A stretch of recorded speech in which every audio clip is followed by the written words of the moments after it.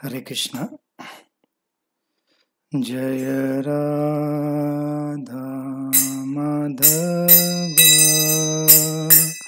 कुंज बिहारी। जय राधा माधव कुंज बिहारी। जय राधा माधव कुंज बिहारी। जय राधा माधव कुंज बिहारी। जय गोपीजन वल्लभ गिरिवरधारी। जय गोपीजन वल्लभ गिरिवरधारी। जय गोपीजन वल्लभ गिरिवरधारी। जय गोपीजन वल्लभ गिरिवरधारी। यशोदानंदन व्रज जनरंजन। यशोदानंदन व्रज जनरंजन। यशोदानंदन व्रज जनरंजन। यशोदा व्रज जनरंजन। यशोदानंदन व्रज जनरंजन। यशोदानंदन व्रज जनरंजन। यमुना तीरावनचारी। यमुना तीरावनचारी। यमुना तीरावनचारी।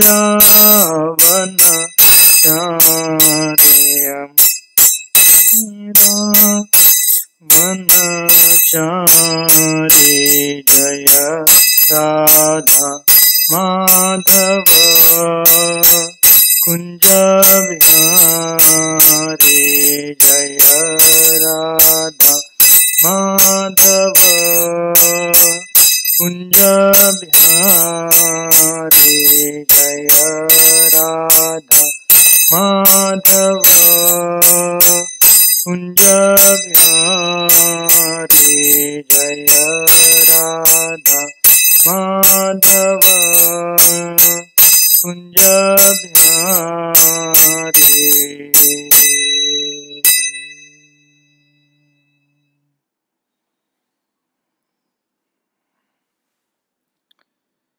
जय श्री श्री राधा गोपाल भगवान की जय।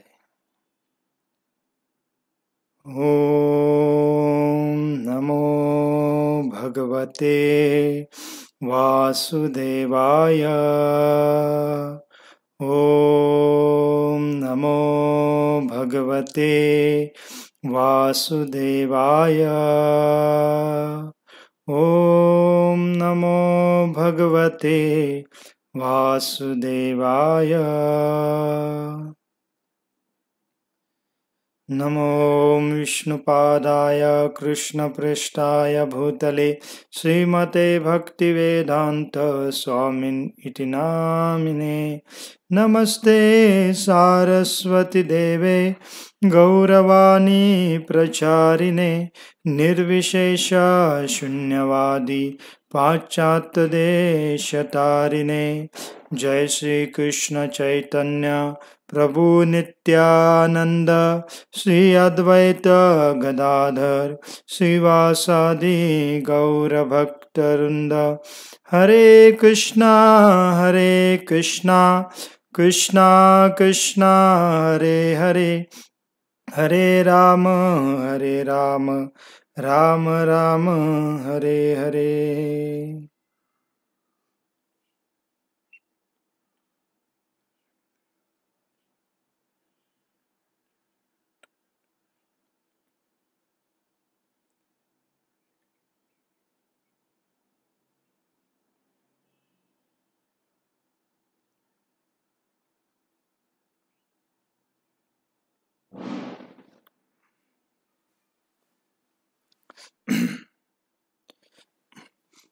हरे कृष्ण. तर सर्व भक्तांचं पुन्हा एकदा आपल्या भागवतम क्लासमध्ये स्वागत आहे. तर मध्ये आपण एक 3 दिवसाची सुट्टी घेऊन पुन्हा आपण आज आपल्या कृष्ण लीलेवर चर्चा सुरू करू. तर आशा आहे की सर्वजण आपण दीपावलीचा उत्सव आनंदामध्ये, योग्य चेतनेमध्ये साजरा केला असणार आहे. आणि मग आता पुन्हा आपण या कार्तिक महिन्याच्या निमित्ताने कृष्ण लीलेचं चांगल्या पद्धतीने श्रवण करू, जेणेकरून आपल्याला त्याचा लाभ होईल. तर आपण भगवान श्रीकृष्ण मथुरेमध्ये पोहोचलेले आहेत. भगवंत कंसाचा वध करतात. त्याच्यानंतर सांदीपानी मुनींच्या आश्रममध्ये जाऊन गुरूंच्या द्वारे शिक्षण घेऊन पुन्हा परत आपल्या मथुरेमध्ये येतात. आणि मथुरेमध्ये आल्यानंतर उद्धवाला ते वृंदावनवासींचं सात्वन करण्यासाठी पाठवतात. तर ह्या प्रसंगापर्यंत आपण चर्चा केली होती. मग उद्धवजी वृंदावनमध्ये जातात. वृंदावनवासीमध्ये जे गोपगण आहेत, गोपी आहेत, यशोदा माता आहेत किंवा नंद महाराज आहेत, या सर्वांचं सात्वना ते करतात. काही महिने उद्धवजी वृंदावनमध्ये वास्तव्य करतात आणि त्यांच्यासोबत बराच कालावधी व्यतीत करून पुन्हा ते मथुरेला येतात. आणि मथुरेला आल्यानंतर कृष्णांना वृंदावनवासींची स्थिती काय आहे, त्यांची वास्तविक कृष्णाच्या विरहामध्ये स्थिती कशी झालेली आहे, सर्वांचं वर्णन करून सांगतात. आणि वसुदेव, देवकी माता, उग्रसेन या सर्वांना पण वृंदावनवासींचं प्रेमभाव किती श्रेष्ठ आहे असं सर्वांचं वर्णन करून उद्धवजी सांगतात. तर हे सर्व प्रसंग आपण चर्चा केली होती. तर आता पुढचा प्रसंग आहे की मग उद्धवजी वृंदावनमध्ये मथुरेमध्ये परत आल्यानंतर कृष्ण काय करतात की उद्धवजींना घेऊन मग कुब्जा जी होती त्या कुब्जाच्या घरी जातात. ही कुब्जा कोण होती? तर आपण श्रवण केलेलं आहे की कृष्ण जेव्हा पहिल्या वेळेस मथुरेमध्ये आले होते तर एक कुबड आलेली एक तरुण स्त्री होती. तिचं नाव एक कुब्जा होतं. आणि त्या कुब्जाने काय केलं होतं, कृष्णांना तिच्याकडे असणारं जे चंदन आहे, उटणं आहे ते कृष्णाला प्रेमाने अर्पण केलं होतं. आणि त्यावेळेला कृष्ण काय करतात, त्या कुब्जेचं जे कुबड आहे त्या कुबडपणापासून तिला मुक्त करतात आणि फार सुंदर अशी ती रूपवान स्त्री बनते. आणि त्यावेळेला कुब्जेने कृष्णाला विनंती केली की तुम्ही माझ्या घरी या आणि माझ्या सेवेचा तुम्ही स्वीकार करा. आणि तेव्हा कृष्ण कुब्जेला वचन देतात की ह्या मथुरेमधलं माझं जे कार्य आहे ते कार्य पूर्ण झाल्यानंतर मी तुझ्या घरी येईन आणि तुझी सेवा स्वीकारेन. आणि ते कार्य म्हणजे कंसाचा वध करणं. आणि त्यामुळे आता कृष्णाने कंसाचा वध केला होता, उग्रसेन यांना राजा बनवलं होतं, वृंदावनवासियांना पण सात्वना करण्यासाठी उद्धवजींना पाठवलं होतं. आता कृष्ण त्या कुब्जेवर विशेष कृपा करण्यासाठी जाण्याचा विचार करतात आणि उद्धवजींना सोबत घेऊन त्या कुब्जेच्या घरी जातात. आणि कुब्जा फार आनंदित होते कृष्णांना पाहून. आणि कुब्जेच्या हृदयामध्ये कृष्णांच्या बद्दल माधुर्य प्रेम होतं. माधुर्य प्रेम म्हणजे जसं एखाद्या पत्नीचं प्रेम असतं किंवा गोपींचं, जे तरुण गोपी आहेत वृंदावनमध्ये त्यांचं जे प्रेम आहे कृष्णांप्रती त्याला माधुर्य प्रेम म्हणतो आपण. तर तशा पद्धतीचा प्रेमभाव त्या कुब्जेच्या हृदयामध्ये होता कृष्णांबद्दल. मग कृष्ण आल्यानंतर कृष्णांची जी फार चांगल्या पद्धतीने सेवा करते, कृष्णांना प्रसन्न करते. आणि कृष्ण पण त्या कुब्जेची अशा पद्धतीने इच्छा पूर्ण करतात. आणखीन एक वचन कृष्णाने दुसऱ्या एका भक्तांना दिलं होतं, ते म्हणजे कोण? अक्रूरजी. तर आपल्याला प्रसंग स्मरणात असेल की अक्रूरजी पण जेव्हा कृष्णाला मथुरेमध्ये घेऊन आले होते तेव्हा अक्रूरजींची इच्छा होती की कृष्ण, बलराम आणि सर्व वृंदावनवासियांनी त्यांच्या घरी भेट द्यावी. परंतु कृष्णाने त्यावेळेला पण अक्रूरजींना काय दिलं होतं? वचन दिलं होतं की मी कंसाचा वध केल्यानंतर, मथुरेमधले माझे जे कर्तव्य आहेत ते पूर्ण केल्यानंतर मी तुमच्या घरी येईन आणि तुमची सेवा स्वीकारेन. आणि त्या वचनपूर्तीसाठी मग काय करतात कृष्ण, काय करतात, बलरामजींना घेऊन, उद्धवजींना घेऊन अक्रूरजींच्या घरी जातात आत्ता मग. आणि अक्रूरजींची पण इच्छा पूर्ण करतात, त्यांची पण सेवा स्वीकारतात, त्यांच्यावर पण कृपा प्रदान करतात. मग अशा पद्धतीने कुब्जेची पण इच्छा पूर्ण करतात आणि अक्रूरजीची पण इच्छा पूर्ण करतात.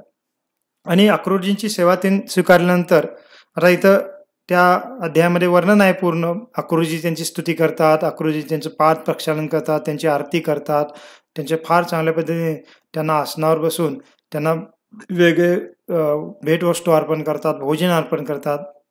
तर हे सर्व प्रसंगाचं वर्णन या अध्यायामध्ये येतं.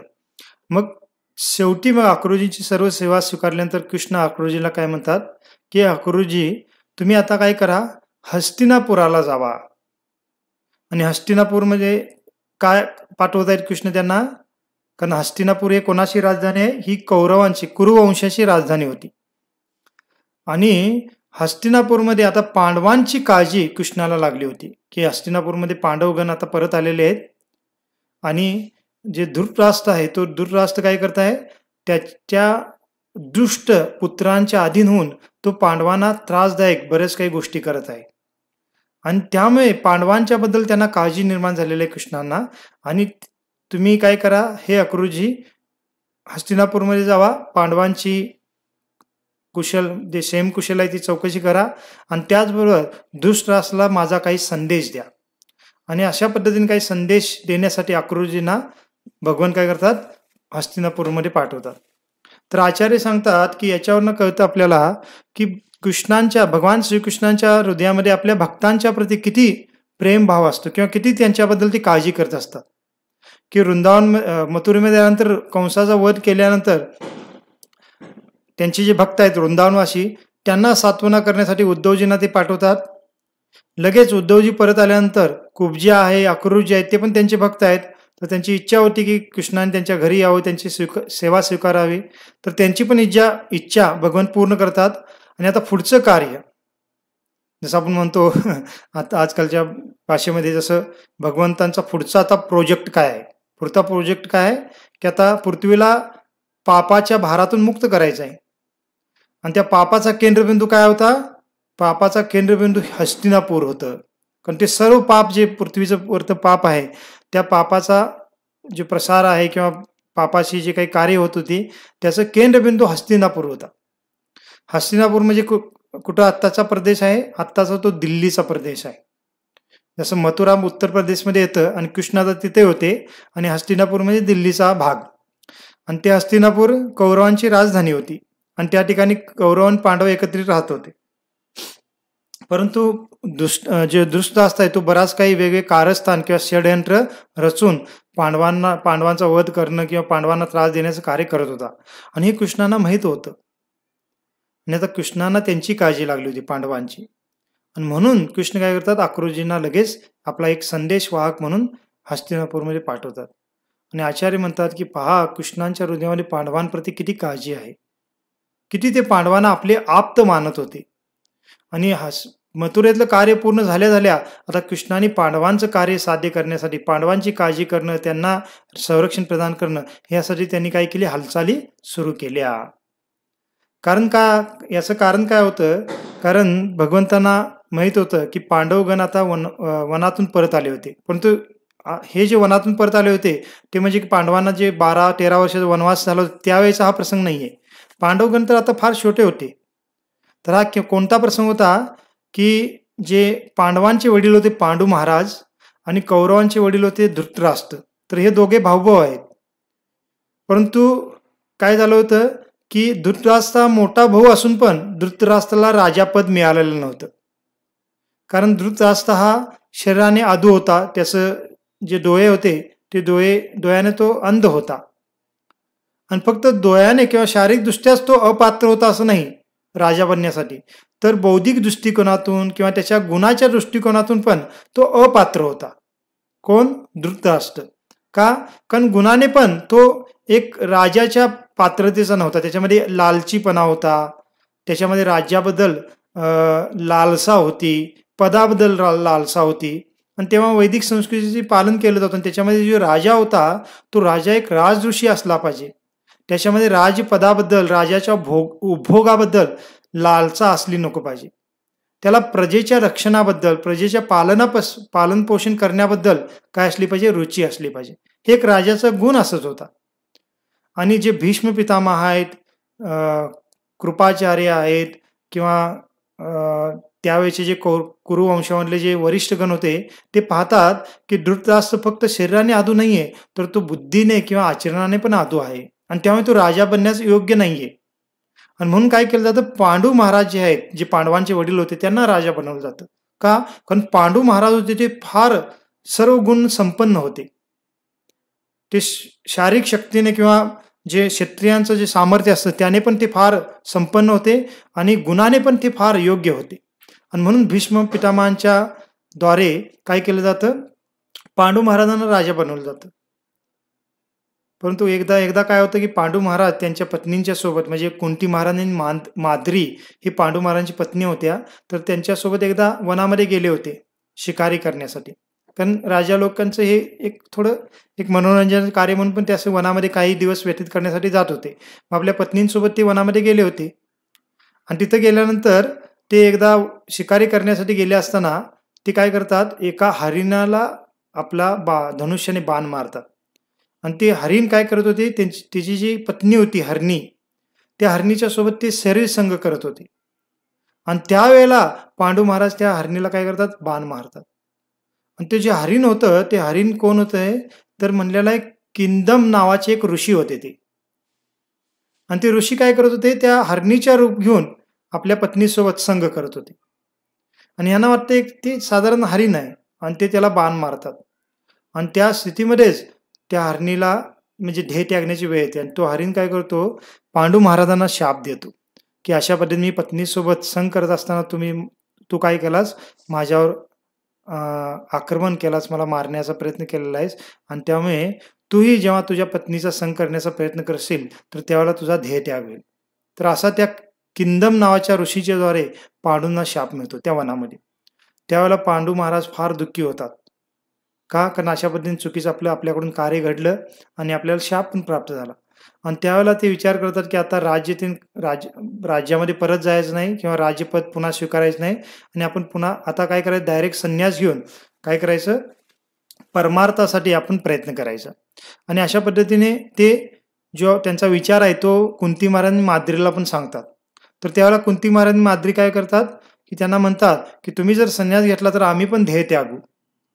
तर संन्यास घेण्यापेक्षा आपण वनामध्येच राहून आम्ही पण तुमच्याबरोबर राहतो आणि वानप्रस्थ जीवन व्यतीत करू. वानप्रस्थ म्हणजे काय की वनामध्ये जे व्यक्ती राहू शकतो आणि काही कालावधीसाठी तो पत्नींसोबत पण राहू शकतो वनामध्ये, परंतु दोघंही तपस्वी जीवन जगतात भगवंताच्या प्राप्तीसाठी. तर तशा पद्धतीने आम्ही तुमच्यासोबत राहू, आम्ही पण तपस्वी जीवन जगू, तुम्ही पण व्रत करा, तपस्या करा आणि एकत्र आपण काय करू, भगवंताची किंवा उच्च लोकांची प्राप्ती करू. तर अशा पद्धतीने ते जीवन तिथंच वनामध्ये राहून व्यतीत करू लागले. आणि इकडे ते संदेश पाठवतात कुठे, हस्तिनापूरमध्ये, की काही कालावधीनंतर आम्ही येऊ परत, कारण लगेच सर्व सांगणं योग्य नाही. म्हणून ते काय करतात की तेवढ्या कालावधीसाठी तुम्ही काय करा, धृतराष्ट्राला राजपदावर बसून त्याच्याद्वारे राजकारभार पहा, असं ते संदेश हस्तिनापूरला पाठवतात. आणि धृतराष्ट्र काही कालावधीसाठी काय करतात, तो राजसिंहासनावर बसतो. आणि इकडं मग पांडू महाराज वनामध्ये वास करत होते. मग त्यांची इच्छा होती की राज्यामध्ये परत जायचंच नाही, तिथंच राहून आपण ध्येय त्यागायचा. परंतु वनातले जे ऋषी मुनी आहेत ते पांडू महाराजांना म्हणतात की वास्तविक जो राजा असतो त्या राजाचं एक कर्तव्य असतं, ते म्हणजे काय की आपल्या राज्याला काय देणं, वारस देणं, हे राजाचं कर्तव्य आहे. आणि तुम्ही अजून पुत्रप्राप्ती केली नाही आणि ती पुत्रप्राप्ती झाल्यानंतरच तुम्ही वानप्रस्थ घेऊ शकता किंवा संन्यास घेऊ शकता. मग हे जेव्हा ऋषीमुनींच्या मुखातून, त्या वनातील ऋषीमुनींच्या मुखातून पांडू महाराज ऐकतात तर त्यांना फार दुःख होतं, कारण त्यांना जो शाप मिळालाय त्याच्याद्वारे ते पुत्रप्राप्ती करू शकत नव्हते. मग त्यावेळेला एकांतामध्ये कुंती महाराजांनी पांडू महाराजांना सांगते की मला एक वरदान प्राप्त झाले आणि त्या वरदानाच्या द्वारे मी काय करू शकते, देवी देवतांना आवाहन करून त्यांच्याद्वारे मी पुत्रप्राप्ती करून घेऊ शकते. आणि हे वरदान मला कुणी दिलेलं आहे, दुर्वास मुनींनी दिलेलं आहे. कारण कुंती महाराजांना लहानपणी असं वरदान दुर्वास मुनींच्याकडून प्राप्त झाले होतं. मग पांडू महाराज फार प्रसन्न होतात आणि त्यावेळेला मग कुंती महाराजांच्या द्वारे युधिष्ठिर महाराज, भीम आणि अर्जुन या तिघांची उत्पत्ती होते. आणि माद्रीला पण कुंती महाराजांनी काय करते, तो जो मंत्र आहे जो दुर्वास मुनींनी त्यांना दिला होता तो मंत्र माद्रीला पण दिला जातो, कारण माद्रीची पण इच्छा होती आई बनण्याची. आणि माद्रीच्या द्वारे नकुल आणि सहदेव यांची उत्पत्ती होते. आणि अशा पद्धतीने वनामध्ये असतानाच पांडू महाराजांना 5 पुत्रांची प्राप्ती होते आणि त्यांचं संगोपन ते वनामध्येच करत असतात. मग एक दिवस काय होतं, महाभारतामध्ये वर्णन आहे की एक दिवस माद्री आणि पांडू एकांतामध्ये होते. आणि त्यावेळेला माद्रीला पाहून पांडूंच्या हृदयामध्ये एक काम वासना जागृत होते. आणि त्या काम वासनेने एकदम एकदम ते इतके भ्रमित होतात की त्यांना जो शाप मिळालेला आहे ते शाप मिळालेला पण ते त्या काम वासनेमध्ये विसरून जातात किंवा त्या काम वासनेमध्ये एवढे ते अधीन होतात किंवा त्याच्यामध्ये वाहून जातात की ते त्या माद्रीचा संग करण्याचा प्रयत्न करतात. त्यावेळेला माद्री पण काय करते की त्यांना रोखण्याचा प्रयत्न करते, कारण तिलाही माहित होतं की आपल्या पतीला हा शाप मिळाला आणि त्यांचा मृत्यू होऊ शकतो या स्थितीमध्ये. आणि त्यावेळी माद्री त्यांना रोखण्याचा प्रयत्न करते, परंतु पांडू महाराज काय करतात, काम वासनेच्या अधीन होऊन त्या माद्रीवर पण शारीरिक जोर जबरदस्ती करण्याचा प्रयत्न करतात. आणि त्याच वेळेला त्या ठिकाणी त्यांचा देहत्याग होतो त्या शापामुळे. आणि माद्री फार दुःख करू लागते, आर्त होऊन एकदम रुदन करू लागते त्या ठिकाणी. आणि त्यावेळेला तिथं कुंती महाराणी येते, पाहते तर त्यांचे पती मृत्यूवत झालेले आहेत. मग दोघंही सती जाण्यासाठी तयार होतात पांडू महाराजांच्या सोबत. मग माद्री कुंती महाराज म्हणते की आपले जे पुत्र आहेत त्यांचं संग अजून ते लहान आहेत, त्यांचं संगोपन करण्यासाठी आपल्या दोघांपैकी कोणतरी मागं राहिलं पाहिजे. आणि कुंती महाराज म्हणते की मी जे आहे ती काय करू शकणार नाही, सर्व पुत्रांना समान मानू शकणार, कारण तेवढी शुद्ध भावना माझ्या हृदयामध्ये नाहीये. आणि कुंती, तुम्ही काय करा, तुम्ही मागे राहा, कारण तुमच्यामध्ये समभावना आहे सर्व पुत्राप्रती. आणि मला माहित आहे की माझ्या ध्येयत्यागानंतर तुम्ही काय कराल, तुझे जे पुत्र आहेत युधिष्ठिर, भीम आणि अर्जुन, आणि जे माझे पुत्र आहेत नकुल सहदेव, या सर्वांना तुम्ही समभावनेने काय कराल, प्रेम कराल, त्यांचं संगोपन कराल. आणि त्यामुळे तुम्ही मागे राहा आणि मी आपल्या पतींसोबत सती जाते. आणि असं म्हणून काय करते, माद्री पांडू महाराजांसोबत सती जाते. त्या वनामध्ये त्यांना अंत्यसंस्कार केला जातो. आणि मग त्यावेळेला ऋषीमुनी जे आहेत वनातले ते एकत्रित येऊन पुन्हा कुंती महाराज म्हणतात की आता पांडू महाराजांचा देहत्याग झालेला आहे, माद्री पण सती गेलेली आहे, आणि तुम्ही काय केलं पाहिजे, आता हस्तिनापूरमध्ये ह्या पुत्रांना घेऊन गेलं पाहिजे. का? कारण वास्तविक हस्तिनापुराचे जे उत्तराधिकारी कोण आहेत, हे आहेत पांडूचे पुत्र. आणि ऋषीमुनींना माहित होतं की जे धृतराष्ट्राचे जे पुत्र आहेत ते योग्य नाही आहेत. जसं धृतराष्ट्र योग्य नव्हता राजा बनण्यासाठी, तसेच धृतराष्ट्राचे जे पुत्र आहेत आणि त्याच्यामध्ये प्रमुख जो दुर्योधन आहे, हे राजपद प्राप्त करण्यासाठी योग्य नाही आहेत. आणि त्यांना जर राजपद मिळालं, ते जर राजा झाले, तर समाजामध्ये योग्य धर्माचं पालन होणार नाही, हे ऋषीमुनींना माहित होतं. आणि पांडूचे पुत्र किती योग्य आहेत हे पण त्यांना माहित होतं, विशेष करून युधिष्ठिर महाराज. आणि त्यावेळेला ते कुंती महाराजांनी विनंती करतात की तुम्ही हस्तिनापूरमध्ये जावा आणि तिथं राहावा, आणि योग्य वेळ आल्यानंतर तुमच्या पुत्राला राजपद प्राप्त होईल.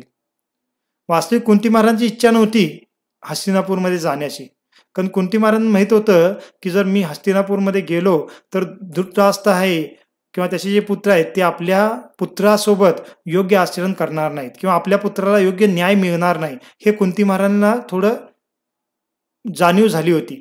आणि म्हणून कुंती महाराणी हस्तिनापूरमध्ये जाऊ इच्छित नव्हती. तिची इच्छा होती की आपण वनामध्येच राहू आणि आपली मुलं वनामध्येच राहून आपण मुलांसोबत जीवन, जे पुढचं जीवन आहे ते सर्व वनामध्येच व्यतीत करू, अशी कुंती महाराजांची इच्छा होती. परंतु जे ऋषीमुनी आहेत ते कुंती महाराजांना सांगतात, नाही, तुमच्या सुखासाठी म्हणून तुम्ही वनामध्ये राहणं योग्य नाहीये. तर तुमचं कर्तव्य आहे राज्याचं चांगलं पालन करणं, प्रजेचं पालन करणं, हे तुमचं कर्तव्य असल्यामुळे पांडूंच्या इच्छेसाठी तुम्ही परत गेलं पाहिजे. आणि मग ऋषीमुनी स्वतः कुंती महाराजांना आणि पांडवांना घेऊन काय करतात, हस्तिनापूरमध्ये येतात. आणि हस्तिनापूरमध्ये येऊन काय करतात, भीष्म पितामहांना भेटतात. त्यावेळेला तिथं कृपाचार्य होते किंवा अजून सत्यवती, जे भीष्म पितामहांची माता किंवा शंतनूंची जी दुसरी पत्नी होती सत्यवती, त्या पण त्यावेळेला तिथं होत्या. मग त्यांना सर्व भेटून हे सर्व सांगितलं जातं, पांडूंचा देहत्याग झालेला आहे, माद्री पण सती गेलेली आहे. तर त्यावेळेला भीष्म पितामह, सत्यवती फार दुःखी होतात. त्या ठिकाणी त्यांचं जे श्राद्ध आहे, बाकी ज्या विधी आहेत त्या पूर्ण केल्या जातात हस्तिनापूरमध्ये. आणि मग त्याच्यानंतर काय म्हणजे निश्चित असतं की ठीक आहे, आता पांडूचे पुत्र परत आलेले आहेत, युधिष्ठिर महाराज, भीम, अर्जुन, नकुल, सहदेव, आणि वास्तविक आता राज्याचे उत्तराधिकारी हे आहेत धर्मानुसार. पण अजून ते मुलं लहान आहेत आणि ती मुलं मोठी होईपर्यंत धृतराष्ट्र राजपदावर बसून राहू शकतो. परंतु योग्य वेळ आल्यानंतर त्यांनी काय केलं पाहिजे, युधिष्ठिर महाराजांना राजपद बहाल केलं पाहिजे. तर हे नियमानुसार म्हणजे निश्चित होतं. परंतु जो धृतराष्ट्र होता तो फार लालची होता, जसं मी सुरुवातीला सांगितलं. त्याला फार खंत होती त्याच्या हृदयामध्ये. कोणती खंत होती, की मी मोठा भाऊ असून मला राज्यपद मिळालं नाही. माझ्यामध्ये हे शारीरिक व्याधी असल्यामुळे किंवा कमतरता असल्यामुळे त्या डोळ्याने अंधा होता तो. परंतु काही आचार्य सांगतात की डोळ्याने अंधा असून पण त्याला राज्यपद मिळू शकलं असतं, परंतु डोळ्याने अंधा होता ही मोठी कमतरता नव्हती. त्याची सर्वात मोठी कमतरता काय होती? तो गुणाने अधू होता. त्याच्यामध्ये योग्य गुण नव्हते आणि म्हणून त्याला राजपद दिलं गेलं नव्हतं. परंतु त्याच्या हृदयामध्ये नेहमी ती आशा होती की मला राजपद मिळालं पाहिजे. आणि पांडूंचा ध्येयत्याग झाल्याचं ऐकल्यानंतर तो फार दुःख करतो वरवरून. कोण? धृतराष्ट्र. पण तो हृदयामध्ये त्याला फार आनंद झाला होता. का? कारण त्याला काही कालावधीसाठी जे राज्यपद मिळालं होतं, आता त्याला कायमचं ते राज्यपद उपभोगता येणार होतं म्हणून तो आनंदित होतो. परंतु त्याची इच्छा आणखी काय होती? त्याचा लोभ किती होता पहा, की मला जे राज्यपद मिळालेलं आहे ते राज्यपद माझ्यानंतर माझ्या मुलांना पण मिळालं पाहिजे, ही त्याची इच्छा होती. आणि फक्त त्याचीच इच्छा नव्हती, तर त्याची जी मुलं होती दुर्योधन किंवा इतर कौरवगण, तर त्यांची पण इच्छा होती की पांडू तर मेला, पांडू महाराज त्यांचा ध्येयत्याग झाला, पण तो आता हे जे पांडवांचे पुत्र आहेत त्यांना पण आपण ऐनकेन प्रकारे काय केलं पाहिजे? या राज्यापासून दूर ठेवलं पाहिजे. मग अशा पद्धतीने काय होतं की कुंती महाराजांनी जे 5 पांडव जेव्हा वनातून परत येतात हस्तिनापूरमध्ये, मग लगेच जे धृतराष्ट्र आहे आणि धृतराष्ट्राचे जे पुत्र आहेत दुर्योधन आणि इतर जे कौरवगण, तर ते लगेच वेगळे षडयंत्र रचू लागतात, कारस्थान रचू लागतात. कशासाठी? कुंती आणि कुंतीच्या पुत्रांना त्रास देण्यासाठी. आणि फक्त त्रास देण्यासाठीच नाही, तर अक्षरशः त्यांना मारण्यासाठी वेगवेगळे कारस्थानं ते करत असतात. का? कारण पांडवगण मेल्याशिवाय मग कौरवांना राज्य पूर्ण मिळणारच नाही. आणि धृतराष्ट्र राजा असून त्याचं कर्तव्य असून की पांडवांचं सर्वांचं समान भावनेने संगोपन करणं हे पांडूचं कर्तव्य होतं, पण तरी पण तो काय करायचा? अंतर्गत त्या कौरवांच्या कार्यांना समर्थन करायचा. का? कारण एवढा तो पुत्रप्रेमामध्ये अंध झाला होता. डोळ्याने पण अंध होता, ज्ञानाने पण अंध होता आणि आता काय झाला? कर्तव्याने पण तो अंध झाला पुत्रप्रेमामुळे. आणि दुर्योधन आणि त्याचे जे कौरव इतर भाऊ आहेत त्याच्यामध्ये शकुनी पण होता. तर हे सर्व जे काही कारस्थान करायचे तर धृतराष्ट्र त्याला संमती द्यायचा आणि हे सर्व चालू होतं. आणि त्याच्यामध्येच आत्ता कृष्ण जेव्हा मथुरेमध्ये आले तोपर्यंत एक मोठं कारस्थान काय झालं होतं की कौरवांनी काय केलं होतं? एक दिवस जे पांडवगण आहेत त्या पांडवगणामध्ये सर्वात शक्तिशाली कोण होता? शारीरिकदृष्ट्या भीम होता. कारण अर्जुनाने अजून त्यावेळेला धनुर्विद्यार्थी अजून शिकलेला नव्हता तो. अजून ते सर्वजण लहानच होते आणि सर्वजण एकत्र खेळायचे नेहमी. कोण? पांडवगण आणि कौरवगण एकत्र खेळायचे आणि नेहमी कौरवगण पांडवांना त्रास देण्याचा प्रयत्न करायचे खेळामध्ये पण. आणि त्यावेळेला भीम काय करायचा? त्या खेळण्यामध्येच पांडवांना नेहमी मारायचा किंवा त्यांना फार त्रास द्यायचा. आणि भीम स्वतःहून पहिला करायचं नाही. कौरवगण जेव्हा त्यांना त्रास देण्याचा प्रयत्न करायचे तर पांडवांमधले जे भीम आहे तो नेहमी त्यांना पराजित करायचा, मारायचा किंवा भरपूर काही त्यांना पण त्रास द्यायचा कौरवगणांना. आणि हे नेहमी चालत असायचं. मग दुर्योधनला एकच भीती होती, ती म्हणजे काय भीती? की भीमची भीती होती. अर्जुन किंवा युधिष्ठिर किंवा नकुल सहदेव यांच्यापासून ज्यादा त्याला भीती नव्हती. नंतर अर्जुन जेव्हा सर्वश्रेष्ठ धनुर्धर म्हणतो तेव्हा अर्जुनपासून पण त्याला भीती निर्माण होते. पण तो सुरुवातीला लहानपणापासून दुर्योधनाला सर्वात जादा भीती भीमाची होती. आणि भीमाला जर आपण मारलं तर बाकी 4 पांडवांना मारणं किंवा त्यांना राज्यापासून दूर ठेवणं काय कठीण नाही असं त्याला वाटत होतं. मग एक दिवस काय करतात हे कौरवगण? खेळण्यासाठी एका ठिकाणी ते गेले होते. तर त्या ठिकाणी दुर्योधन काय करतो? बरेच असे लाडू बनवून घेऊन येतो. कारण भीम खाण्यासाठी फार त्यांना रुची असत होती. आणि त्या लाडवामध्ये त्यांनी काय केलं होतं? लड्डूमध्ये बरंच काही विष मिक्स केलं होतं आणि ते खाल्ल्यानंतर भीम मरून जाईल यासाठी त्यांनी सर्व नियोजन केलं होतं. आणि भीम पण त्यावेळेला ते सर्व लाडू खातो आणि कौरव ते पाहतात की भीमाने तर लाडू सर्व खाल्ले, परंतु तरी पण त्याच्यावर काहीच परिणाम होत नाही, कारण एवढा तो शक्तिशाली होता. बराच वेळ निघून जातो, ते खेळतच राहतात सर्वजण, कौरव पांडव एकत्रितपणे. आणि जे दुर्योधन आहे तो मध्ये मध्ये भीमाकडे पाहतच होता की हा कधी मूर्छेतून पडतो किंवा मृत्यू पावतो, पण तो बराच वेळ झाला त्याच्यावर काहीच उपयोग होत नाही. आणि दुर्योधनाला वाटतं की हा भीम इतका शक्तिशाली की विषयाचा पण त्याच्यावर काही परिणाम नाही झाला असं त्याला वाटू लागतं. पण तो काही कालावधीनंतर मग काय होतं? हो, भीमाला थोडी गुंगी येऊ लागते आणि त्या गुंगीमध्ये तो जसं एखादा व्यक्ती गुंगी होऊन झोपी जातो तशा पद्धतीने थोडं झोपतो तो. कोण? भीम. आणि मग पांडवगण इतर ठिकाणी खेळत असताना मग हे कौरव काय करतात, भीमाला बांधून म्हणजे त्याच्या हातापायाला त्या मूर्छित अवस्थेमध्ये किंवा झोपलेल्या अवस्थेमध्येच भीमाला बांधतात आणि बांधून काय करतात, नदीमध्ये सोडून देतात. आणि त्यांना वाटतं की आता हा काय होईल, नदीमध्ये वाहून जाईल आणि भीम कुठे गेला, काय गेला त्याचं काहीच कळणार नाही कोणाला. म्हणजे पहा, महाभारतामध्ये आचार्य सांगतात, काही भक्त पण सांगतात, की आजकाल जसं आपल्याला वाटतं एखादं राज्यामध्ये, देशामध्ये किंवा जेव्हा राजशाही पण होती काही 500-600 वर्षापूर्वी पण, तर असं पण त्यावेळेला पण काय होत होते, कारस्थान केले जात होते. आणि एकाच कुटुंबामध्ये राज्य प्राप्त करण्यासाठी भावांमध्ये अशी वेगवेगळी कारस्थान आत्ता पण पाहायला मिळतात आपल्याला. किंवा आता लोकशाहीमध्ये पण वेगवेगळ्या समुदायामध्ये अशी कारस्थान आपल्याला पाहायला मिळतात. तर हे काही नवीन नाहीये. हे वैदिक संस्कृतीमध्ये पण लोक, जे असुर प्रवृत्तीचे लोक असे करत होते आणि त्यांनी भीमासोबत असं केलं. परंतु काय होतं, त्याचा फायदा काय होतो, की पांडवांना किंवा भीमाला याचा फायदा काय होतो, की भीम काय होतो, त्या नदीच्या द्वारे वाहत वाहत पाताल लोकामध्ये जातो आणि पाताल लोकामध्ये तिथं नाग नाग किंवा जे सर्प आहेत ते योनी तिथं वास करत असते. आणि तिथं जेव्हा भीम पाताल लोकामध्ये जातो, तर ते सर्प काय करतात, त्या भीमावर दंश करू लागतात. आणि भीमाला जेव्हा दंश करतात, भीम तर मूर्छित अवस्थेमध्ये होता आणि सर्पांचा जेव्हा आणखी ज्यादा दंश होतो, तर काय होतं, सर्पाचं विष आणि या कौरवाने दिलेलं विष, ह्या दोन्ही विषामध्ये काय होतं, ते म्हणजे दोन्ही विषाचा प्रभाव होऊन त्याचं विषातून तो मुक्त होतं. जसं आपल्याला माहित असेल की एखाद्यावर विषबाधा झाली असेल, तर जे औषध असतं त्या विषबाधातून मुक्त होण्यासाठी, ते औषध पण सर्पाच्या विषापासूनच बनवलेलं असतं, असं ॲलोपॅथीमध्ये म्हणलं जातं. म्हणणे की सर्पाच्या विषापासूनच दुसऱ्या विषापासून मुक्त होण्यासाठी औषध बनवलं जातं. तर तसं हे सर्पाने दंश केलेलं जे भीमाला दंश होतो, तर त्या सर्पाचं विष आहे ते भीमावर औषधासारखं कार्य करतं आणि कौराने केलेली विषबाधा, त्या विषबाधातून भीम मुक्त होतो आणि भीम तिथून जागृत म्हणजे शुद्धीवर होतो. आणि शुद्धीवर आल्यानंतर तो काय करतो, ते जे सर्प आहेत ते सर्प आणखी ज्यादा भीमावर आक्रमण करू लागतात. परंतु भीम फार शक्तिशाली होता आणि भीम काय करतो, त्या सर्पांना मारू लागतो पाताल लोकांमध्ये, त्यांना पराजित करू लागतो. आणि त्यावेळेला तिथं जे सर्पाचा राजा आहे तिथं येऊन त्या भीमांना काय करतात, थांबवतात. आणि भीमाला थांबवून काय करतात, भीमाला म्हणजे त्या सर्पांना क्षमा करण्यासाठी सांगतात, की त्यांना माहीत नव्हतं त्यांनी अजाणतेपणे तुझ्यावर आक्रमण केलं आणि तू त्यांना क्षमा कर, असं भीमाला ते सांगतात. आणि भीम पण मग त्या सर्पांना मारणं थांबवतो आणि मग त्या सर्पांच्या राजांद्वारे त्यांना वरदान दिलं जातं भीमाला. काय वरदान दिलं जातं, की तुम्ही आमच्या सर्पांना मारणं थांबवलं म्हणून त्यावेळेला त्यांना 10,000 हत्तीचं बळ प्राप्त होईल, हे वरदान प्रदान केलं जातं भीमाला.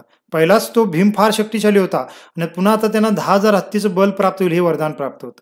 आणि ते वरदान प्राप्त करून पुन्हा भीम त्याच नदीतून वर येतो. आणि कौरव हे जेव्हा पाहतात तर ते फार आश्चर्यचकित होतात. ते पाहतात की भीम एवढा कसा शक्तिशाली आहे आणि आता पहिल्यापेक्षा ज्यादा शक्ती प्राप्त करून तो आलेला आहे. पण तो कौरव कुठंच काही बोलत नाहीत. का? कारण त्यांनी जे पुन्हा काही इकडे-तिकडे बोलले, तर त्यांनी जे कारस्थान केलेलं आहे ते सर्वांना कळून येईल किंवा सर्वांना त्याचं उघड होईल, यासाठी ते कौरव काहीच बोलत नाहीत आणि वरवरनं आनंदित झालेत असं ते दाखवतात. परंतु पांडवांना कळतं किंवा भीमाला पण माहीत झालं होतं त्यावेळेला, की कौरवाने अशा पद्धतीने आपल्यावर विषबाधा केली होती. मग हे सर्व कुंती महाराजांना पण माहीत होतं आणि हे सर्व कारस्थान कौरवगण करत होते आणि हे कृष्णाला मथुरेमध्ये असताना कळालेलं होतं. कारण कृष्ण अंतर्यामी आहेत आणि भक्तांच्या प्रती इतर जे जीव काही कारस्थान करतायत, त्रास देत आहेत, भगवंत सर्व ते जाणत असतात आणि योग्य वेळ आल्यानंतर भगवंत भक्तांना ह्या सर्व प्रतिकूल परिस्थितीतून संरक्षण करतात किंवा रक्षण देतात. आणि म्हणून कृष्ण काय करतात, अक्रूरजींना हस्तिनापूरमध्ये पाठवतात, की तुम्ही जावा, कुंती महाराणी ना सांत्वना द्या, पांडवांना पण पांडवांचं क्षेमकुशल विचारा आणि धृतराष्ट्राला थोडं योग्य संदेश द्या किंवा उपदेश द्या, जेणेकरून तो काय करेल, पांडवांच्या प्रती करणारं जे कारस्थान आहे त्याला थांबवेल आणि कौरव जे त्याचे पुत्र आहेत त्या पुत्रांना पण तो काय करेल, नियंत्रित करेल. आणि ह्यासाठी अक्रूरजींना ते काय करतात, कृष्ण पाठवतात. म्हणून आपण पाहिलं पाहिजे, की असं नाही की कृष्ण किंवा भगवंत आपल्या धामामध्ये आहेत, कुठं वेगवेगळ्या लीला करतायत, तर आपल्याबद्दल त्यांना माहीत आहे का नाही? नाही. तर भगवंत कुठेही वास करत असू द्याल, आणि भक्त कुठेही कुठल्याही जगातल्या भौतिक जगातील कुठल्याही कानाकोपऱ्यात तो वास करत असू दे, भगवंतांना आपल्या भक्ताबद्दल सर्व काही माहीत असतं. असं नाही की भगवंत आपल्याबद्दल विसरलेले आहेत किंवा भगवंतांना आपल्याबद्दल माहीत आहे का नाही कुणास ठाऊक आणि आपल्यावर एवढा अन्याय होत आहे, आपल्यावर एवढं काही दुःख येत आहे, प्रतिकूल परिस्थिती येत आहे आणि भगवंत आपल्याकडे पाहत आहेत का नाहीत कुणास ठाऊक, कधी आपल्यावर भगवंत कृपा करतील. तर असं नाही, भगवंत प्रत्येक वेळेला क्षणाक्षणाला भगवंत आपल्या सर्वांच्या जीवनामध्ये पाहत आहेत. कशाच्या रूपामध्ये? परमात्माच्या रूपामध्ये. कारण एवढी जर काही जण म्हणतील की एवढी लोकसंख्या आहे सृष्टीमध्ये, एवढा आहे, भगवंत सर्वांचं कसं बघत असतील? तर त्या आपण एखाद्या म्हणजे आपल्या कार्याला ते मर्यादा आहेत, परंतु भगवंतासाठी ते मर्यादा नाहीत. भगवंतांनी प्रत्येकाच्या हृदयामध्ये परमात्माच्या रूपात स्वतःला स्थापित केलेलं आहे. आणि प्रत्येकाच्या जीवनामध्ये काय घडत आहे ते योग्य आहे का अयोग्य आहे. अयोग्य असेल तर ते थांबवण्यासाठी मी काय केलं पाहिजे. तर हे सर्व भगवंतांना माहीत आहे. आणि योग्य आल्यानंतर भगवंत आपल्या भक्तांचं नेहमी रक्षण करतात. आणि रक्षण करण्यासाठी पूर्णतः नियोजन करत पण असतात. जसं पांडवांच्या प्रती भगवंत नियोजन करत होते. आणि लगेच अक्रूरजींना त्यांनी पाठवलं. मग अक्रूरजी काय करतात? मग कुठे येतात? हस्तिनापूरमध्ये येतात. जसं अक्रूरजी वृंदावनला गेले होते तसं ते हस्तिनापूरला पण येतात. आणि हस्तिनापूरमध्ये आल्यानंतर पहिल्या वेळेस लगेच ते कुणाला भेटतात? कुंती महाराणीला भेटतात. आणि अक्रूरजी हस्तिनापूरमध्ये कळल्यानंतर विदुरजी पण लगेच त्यांना भेटायला येतात. कारण हस्तिनापूरमधले जे पांडवांचे सुहृद होते त्याच्यामध्ये विदुरजी पण एक प्रमुख होते. आणि पांडवांवर जो काही अत्याचार चालू होता किंवा अन्याय चालू होता पांडवांच्या प्रती, ते पाहून विदुरजींना पण फार दुःख होत होतं. आणि आता अक्रूरजी आलेले आहेत हस्तिनापूरमधनं कृष्णाचा संदेश घेऊन. हे ऐकल्यानंतर विदुरजी पण फार प्रसन्न होतात आणि लगेच अक्रूरजींना भेटण्यासाठी येतात. आणि अक्रूरजी आणि विदुरजी काय करतात? दोघंही मिळून कुठे जातात? कुंती महाराजांना भेटण्यासाठी जातात. आणि कुंती महाराजांना भेटल्या कुंती महाराजांनी अक्रूरजीला पाहिल्या फार रुदन करू लागते. कारण एक स्त्री आहे, साधारण नाही कुंती महाराणी, पण तो स्त्री एवढ्या मोठ्या हस्तिनापूरमध्ये सर्वजण धृतराष्ट्र आहेत, कौरव आहेत, त्यांच्या विरोधात कारस्थान करत आहेत. तर त्यांच्यासमोर कुंती महाराणी स्वतःला फार असहाय्य समजत होती आणि तिला फार दुःख होत होतं.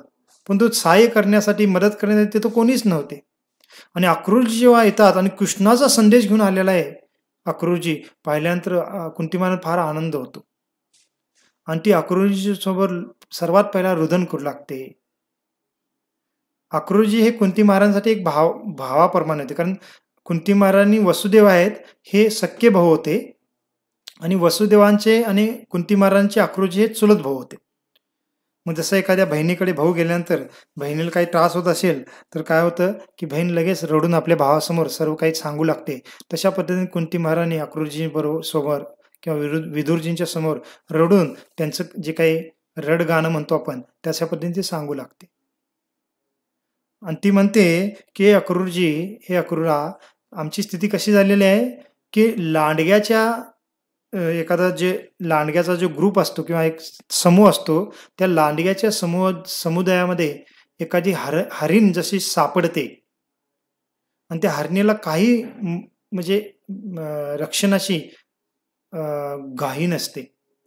तिला माहीत असते की आता हे लांडगे आहे ते काय करतील, माझं लष्कर तोडून माझा वध करतील, हत्या करतील. हे हरणीला ती माहीत असतं आणि ती हरीण फार भयभीत झालेली असते. तर हे अक्रूरा की माझी स्थिती ह्या हस्तिनापूरमध्ये तशी झालेली आहे. का? कारण धृतराष्ट्र राजा आहे, त्यांनी रक्षण आमचं करणं हे अपेक्षित असतं, परंतु तो धृतराष्ट्र पण त्याच्या पुत्रांच्या आहारी गेलेला आहे. आणि कौरव, दुर्योधन, शकुनी, धृतराष्ट्र हे सर्वजण मिळून आम्हाला काय करतायत? आमचा नाश करण्यासाठी वेगळ्या पद्धतीने प्रयत्न करत आहेत आणि आम्हाला कोणाचं स्थायी राहिलं नाही. आणि त्यावेळेला कुंती महाराजांनी अक्रूरजी म्हणते की जे माझे भाऊ आहेत वसुदेव किंवा माझे पिता आहेत देवक, उग्रसेन, हे माझ्याबद्दल विचारपूस करतात का? त्यांना माझी काळजी आहे का? किंवा माझा जो भाचा आहे कोण? कृष्ण बलराम, हे माझ्याबद्दल काळजी करतात का? त्यांना माझी काही चिंता आहे का? असं ती अक्रूरजींसमोर बोलू लागते आणि रुदन करतच ती बोलत आहे. आणि त्यावेळेला कृष्णांचं ती स्तुती करू लागते. कारण कुंती महाराणी ना माहीत आहे की कृष्ण साधारण नाहीत, हे पूर्ण पुरुषोत्तम भगवंत आहेत. आणि कुंती महाराणी जेव्हा कृष्ण वृंदावनमध्ये होते तर कुंती महाराणी पण काही कालावधीसाठी वृंदावनमध्ये तिने वास्तव्य केलं होतं. आणि कृष्णाच्या काही लीला कुंती महाराजांनी पाहिल्या होत्या. जसं दामोदर लीला झालेली आहे दीपावलीच्या दिवशी, तर त्यावेळेला सांगितलेलं आहे आचार्यांनी की कुंती महाराणी त्यावेळेला वृंदावनमध्ये वास्तव्यात होती. आणि ती दामोदर लीला कृष्णाला यशोदा बांधते उकाला, ते जी लीला आहे ती कुंती महाराजांनी स्वतःच्या डोळ्याने पाहिलेली होती. आणि त्यावेळेला कृष्ण कसे त्या अर्जुन वृक्षाला पाडतात किंवा वेगवेगळ्या असुरांना कसं कृष्णाने लहानपणीच मारलं होतं, ह्या काही लीला कुंती महाराजांनी पाहिल्या होत्या. आणि कृष्ण बलराम साधारण हे तिला माहीत होतं. आणि म्हणून ती म्हणते की कृष्ण बलराम पण आमच्याबद्दल विचार करतात का, आमची काळजी करतात का, असं ते विचारू लागते. आणि मग काय करतात, जे अक्रूरजी आहेत ते कुंती महाराणींना सांत्वना देतात की तुम्ही काही काळजी करू नका, कृष्ण बलरामजींच्या मनामध्ये तुमच्याबद्दल प्रेम आहे, तुमच्याबद्दल काळजी आहे आणि त्यामुळेच त्यांनी आम्हाला इथं पाठवलेलं आहे. अशा पद्धतीने ते काय करतात, अक्रूरजी कुंती महाराणी सांत्वना करतात. आणि अक्रूरजी आणि विदुरजी कुंती महाराजांना सांगतात की हे कुंती, तुझे जे पुत्र आहेत ते साधारण नाही आहेत, ते देवतांचे अंश आहेत आणि भगवंतांचे फार प्रिय आहेत, कृष्णाचे फार प्रिय आहेत. त्यामुळे तुम्ही काही भय बाळगू नका. धृतराष्ट्र किंवा कौरवांनी कितीही कारस्थान करू द्याल, कितीही त्यांना तुम्हाला त्रास देण्याचा प्रयत्न करू द्याल, परंतु तुमच्या पुत्रांना ते काही करू शकणार नाहीत. आणि शेवटी तुमचेच पुत्र काय होतील, हे हस्तिनापुराचे राजा बनतील आणि त्यांच्या अधीनच पूर्ण हे जे पृथ्वी आहे ती काय करेल, धर्माचं पालन करेल. आणि त्यामुळे तुम्ही भयभीत होऊ नका आणि कृष्ण तुमच्या सोबत आहेत. अशा पद्धतीने अक्रूरजी कुंतीची काय करतात, सांत्वना करतात. आणि सांत्वना केल्यानंतर मग ते काय करतात, दुसऱ्या दिवशी धृतराष्ट्राला भेटण्यासाठी जातात. कारण धृतराष्ट्राला पण काही संदेश दिला होता कृष्णाने. आणि तो संदेश म्हणजे काय, की धृतराष्ट्र ज्या पद्धतीने आचरण करत आहे ते आचरण त्यांनी बदललं पाहिजे, त्याच्यामध्ये त्यांनी सुधारणा केली पाहिजे, हे सांगण्यासाठी कृष्णाने अक्रूरजींना पाठवलं होतं. मग आता पहा की धृतराष्ट्र काय सांगत आहेत, हे माफ करा, जे अक्रूरजी आहेत ते धृतराष्ट्रांना काय सांगत आहेत ते मी थोडं वाचून दाखवतो आपल्याला. कारण फार सुंदर अक्रूरजी काय करतात, धृतराष्ट्रांना उपदेश करतात. आणि तो उपदेश फक्त धृतराष्ट्रांना लागू होत नाही, तो आपल्या सर्व बद्ध जीवांना पण लागू होतो. आपण पण हा उपदेश फार चांगल्या पद्धतीने समजून घेतला पाहिजे. का, कारण आपण सर्वजण पण जसं धृतराष्ट्र आपल्या भौतिक गोष्टींमध्ये, आपल्या भौतिक संबंधामध्ये आसक्त आहे, तशा पद्धतीने आपण पण आसक्त असतो. आणि त्या आसक्तीतून धृतराष्ट्र जसा अधार्मिक कार्य करत असतो, तशा पद्धतीने आपण पण जाणतेपणे अजाणतेपणे आपल्या ह्या भौतिक आसक्तीतून अजाणतेपणे अधार्मिक कृत्य करत असतो. आणि त्यामुळे धृतराष्ट्राला जो काही उपदेश दिलाय अक्रूरजींनी, तो उपदेश आपण पण ऐकणं फार महत्वपूर्ण आहे. आणि हा उपदेश कोणी दिलेला आहे, वास्तविक कृष्णाने दिलेला आहे, परंतु अक्रूरजी त्या ठिकाणी बोलत आहेत. मग ते काय म्हणतात पहा, ते म्हणतात, हे धृतराष्ट्र, तू कुरुकुळातील कीर्ती रुंदीगत करणार आहेस. तुझा भाऊ पांडू मरण पावल्यामुळेच तू आता सिंहासनावर बसलेला आहेस. मग आता अक्रूरजी सर्वात पहिला धृतराष्ट्राला जाणीव किंवा आठवण करून देत आहेत की वास्तविक तू ह्या सिंहासनाचा उत्तराधिकारी किंवा अधिकारी नाही आहेस. पांडू महाराज मरण पावलेले त्यामुळे तू ह्या सिंहासनावर बसलेला आहेस. कारण पुढचा जो संदेश आहे तो सांगण्यासाठी, वातावरण तयार करण्यासाठी अक्रूरजी असं बोलत आहेत. आणि पुढे म्हणतात, अशा तिथीत जर तू धर्माने पृथ्वीचे पालन करशील, स्वतःच्या सतशील आचरणाने प्रजेला आनंद देशील आणि सर्व नातलगांना समभावाने वागवशील, तर तू खचितच यश आणि कीर्ती प्राप्त करशील. तर अक्रूरजी ते म्हणतात की तू जर समभावाने सर्वांशी राहशील, सर्व नातलगांशी, तर तुझी कीर्ती फार वाढेल. तर अप्रत्यक्षपणे ते झाकून देत आहेत की तू समभावाने वागत नाहीयेस, त्यामुळे तू काय केलं पाहिजे, समभावाने वागलं पाहिजे, तुझ्या आचरणामध्ये बदल केला पाहिजे. आणि पुढे ते म्हणतात, तथापि जर यापेक्षा विपरीत जर तू आचरण करशील तर या जगी लोक तुझी निंदा करतील आणि पुढील जन्मी तू नरकात जाशील. म्हणून पांडवांना आणि स्वतःच्या पुत्रांनाही तू काय कर, समभावाने वागव, असं अक्रूरजी स्पष्टपणे त्यांना सांगतात. कारण अक्रूरजीला सर्व काही माहित होतं. आणि पुढे काय म्हणतात बघा, हे राजन, ह्या जगात कोणाशीही आणि कधीही शाश्वत संबंध नसतो. आपण स्वतःच्या देहासोबतही शाश्वतरित्या राहू शकत नाही, तर मग पत्नी, मुले बाळे नातलग इत्यादींविषयी काय सांगावे. या पुढे आणि म्हणतात, ह्या जगात प्राणी एकटाच जन्मास येतो आणि यथा काही एकटाच मरण पावतो. आपल्या सत्कर्मांचे आणि दुष्कर्मांचे योग्य ते फळ तो एकटाच उपभोगतो. मग इथं धृतराष्ट्र काय अक्रूरजी धृतराष्ट्रांना काय सांगू इच्छित होते की वास्तविक ह्या जगामध्ये कोणतेही नातं शाश्वत नसतात.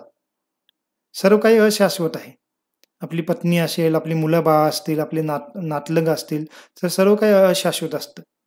आणि आपण अशा अशाश्वत संबंधी लोकांच्यासाठी जे काही करतो तर त्याचं जे फळ आहे ते स्वतः आपल्यालाच भोगावं लागणार आहे.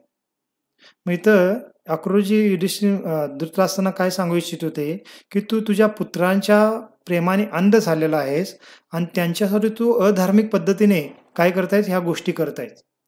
मग तुमच्या पुत्रांच्या प्रती आसक्त होऊन तू करत आहेस, परंतु तू जे अधार्मिक कृत्य करत आहेस, भले तू तुझ्या पुत्रांसाठी करत आहेस, परंतु त्याचं फळ तुला एकट्याला भोगावं लागणार आहे. आणि त्यामुळे तू हे भौतिक आसक्तीतून अधार्मिक कृत्य करणं योग्य नाही. आणि व्यक्ती जे काही सत्कर्म करतो आणि दुष्कर्म करतो, भलेही ते दुष्कर्म त्याने इतरांसाठी म्हणजे आपल्या कुटुंबासाठी केलं असेल, कुटुंबाच्या लाभासाठी, परंतु ते दुष्कर्म त्यांनी केले असल्यामुळे त्याचं फळ त्यालाच भोगावं लागणार आहे. आणि त्यामुळे तू आपल्या मुलासाठी असं धार्मिक कृत्य करू नकोस. आणि पुढे काय म्हणतात बघा, ज्याप्रमाणे मासा म्हणजे जो पाण्यामध्ये असणारा मासा आहे, त्या माशासाठी जीवन देणारे पाणी त्याच्याच पिलांकडून पिऊन संपवले जाते. आणि त्याप्रमाणे अनोळखी लोक प्रिय आश्रितांच्या वेशात येतात आणि मूर्ख मनुष्याने अधर्माने संचित केलेले धन चोरून नेतात. तर हा फार सुंदर महत्वपूर्ण उपदेश आहे अक्रूरजी धृतराष्ट्राला जो देत आहेत तो.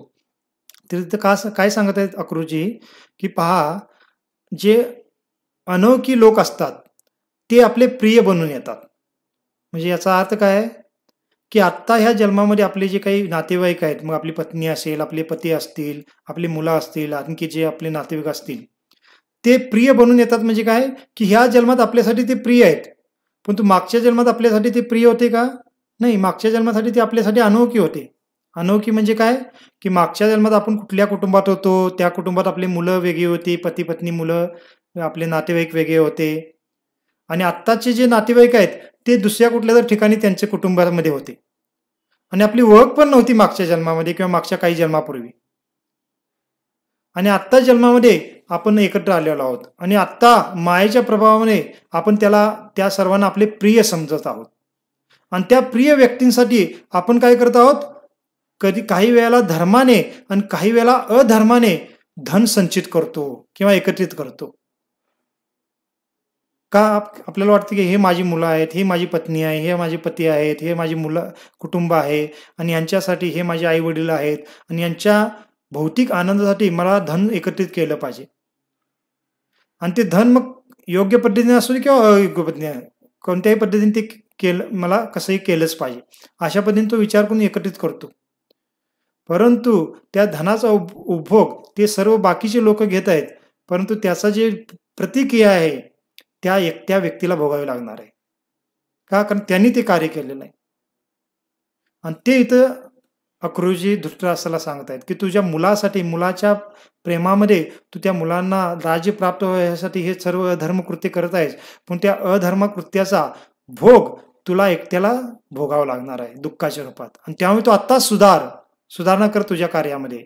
तू पुत्रप्रेमामध्ये अंध होऊन असं अधार्मिक कृत्य करू नकोस. जसं रामायणामध्ये पण आपल्याला वाल्मिकी ऋषी जे आहेत त्यांचा जो पूर्व इतिहास आहे त्याच्यामध्ये सांगितलं जातं की वाल्मिकी ऋषी पण पूर्व भूतकाळामध्ये त्यांच्या एक वाल्या नावाचे डाकू होते, वाल्या रत्नाकर नावाचे डाकू किंवा लुटारू होते आणि त्यांनी भरपूर काही लोकांना लुबाडून मारून आपल्या कुटुंबाचं पालन पोषण केलेलं होतं. आणि नारद मुनी त्यांना जेव्हा विचारतात की हे तू कोणासाठी करताय, तर ते म्हणतात की हे माझ्या कुटुंबासाठी करत आहे. मग त्यावेळेला नारद मुनी त्यांना विचारतात की तू त्या कुटुंबांना जाऊन विचार की तू हे सर्व जे अधार्मिक कृत्य तुझ्या कुटुंबासाठी करत आहेस, तर ते कुटुंबीय तुझ्या अधर्माच्या प्रतिक्रियेमध्ये सहभागी होतील का? आणि जेव्हा तो रत्नाकर वाल्या डाकू आपल्या कुटुंबियांना विचारतो, आपल्या पत्नीला विचारतो, आपल्या मुलांना विचारतो, तर त्यावेळेला ते म्हणतात, नाही आम्ही का तुमच्या पापांचं सहभागी होऊ? आमचं पालनपोषण करणं तुमचं कर्तव्य आहे. ते योग्य मार्गाने करा किंवा अयोग्य मार्गाने करा, हे तुमची जिम्मेदारी आहे. आणि त्यावेळी तुम्ही अयोग्य मार्गातून करत असाल तर त्याची प्रतिक्रिया तुम्हालाच भोगावी लागेल. मग असं जेव्हा ते आपल्या कुटुंबियाच्या मुखातून ऐकतात तर त्यावेळेला त्यांचे डोळे उघडतात आणि त्यावेळेला ते नारद मुनींची शरण ग्रहण करतात आणि राम नावाचा आश्रय ग्रहण करतात आणि नंतर वाल्मिकी ऋषी बनतात. मग तिथं पण सांगितलेलं आहे की आपण जर आपल्या कुटुंबियांसाठी, आपल्या नातेवाईकांसाठी जे काही कार्य करत आहोत, तर धार्मिकदृष्ट्या आपण कार्य करू तर काही हरकत नाही. पण तो अधार्मिक पद्धतीने आपण जर आपल्या कुटुंबियाचं संगोपन करत असू, तर त्या कुटुंबियांना त्याचा काही ज्यादा प्रतिक्रिया भोगावी लागणार नाही, परंतु आपल्याला त्याची प्रतिक्रिया भोगावी लागते. हे शास्त्र आहे. त्यामुळे आपण कुटुंबामध्ये आपलं कर्तव्य आहे कुटुंबाचं पालनपोषण करणं, तर आपण चांगल्या पद्धतीने आपलं काय करायचं आहे, जे काही भौतिक कार्य करून त्यांचं पालनपोषण केलं पाहिजे. ना की कशाही पद्धतीने पैसे कमवायचे हाच उद्देश ठेवून आपण धार्मिक काही विचार न करता कसंही करत आपलं पैसे कमवायचे. का? कारण माझ्या कुटुंबाचं चांगलं पालन झालं पाहिजे. मग त्याची प्रतिक्रिया आपल्याला भोगावी लागणार. मग अशा पद्धतीने अक्रूरजी धृतराष्ट्राला इथं उपदेश देत आहेत.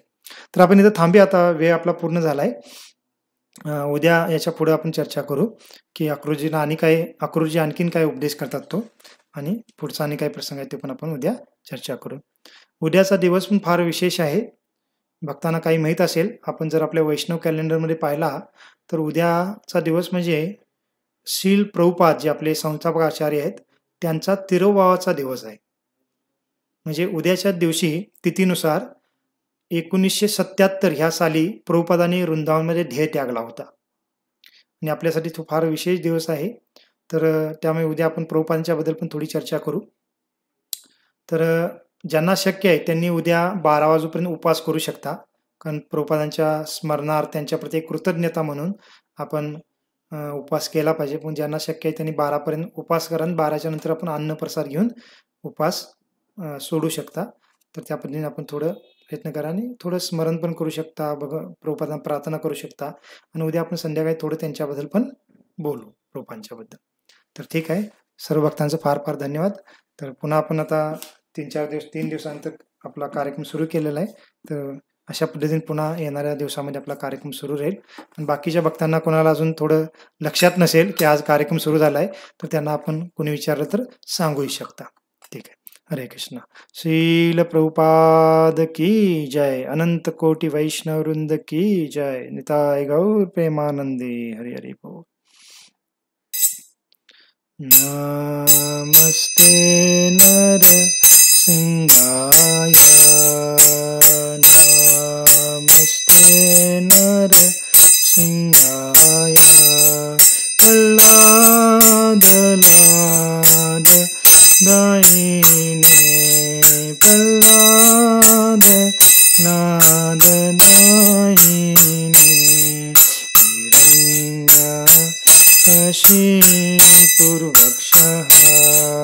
हिरण्यकशिपुर्वक्षः,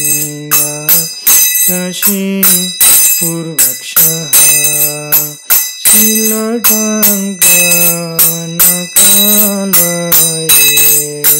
शीलटङ्कनकालये,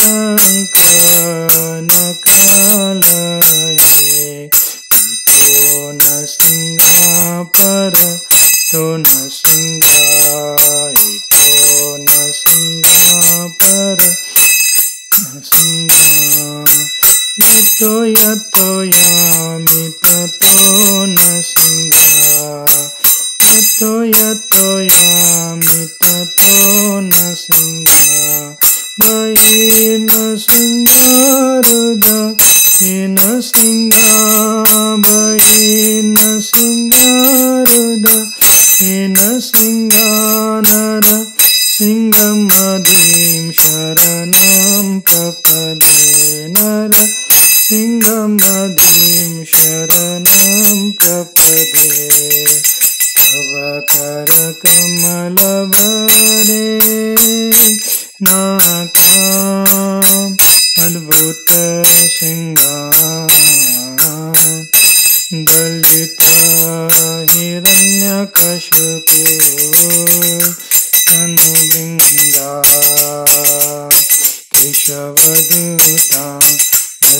रूपा जय जगदीश हरे, जय जगदीश हरे, जय जगदीश हरे, जय केशवदूता नरहरिरूपा जय जगदीश हरे, जय जगदीश हरे, जय जगदीश हरे, जय विघ्न विनाशक नृसिंहदेव, विघ्न विनाशक नृसिंहदेव, जय प्रह्लाद नारायण, प्रह्लाद नारायण, प्रह्लाद नारायण, जय प्रह्लाद नारायण, प्रभुपाद प्रभुपाद प्रभुपाद प्रभुपाद, जय जय प्रभुपाद प्रभुपाद प्रभुपाद, नित्य गौर हरि बोल हरि बोल हरि बोल हरि बोल, नित्य गौर हरि बोल हरि बोल हरि बोल हरि बोल। भक्ति विघ्न विनाशक भक्त वत्सल श्री नरसिंह भगवान की जय। भक्तराज श्री प्रहलाद महाराज की जय। शील प्रभुपाद की जय। निताय गौर प्रेमानंदे। हरि हरि बोल। हरे कृष्णा।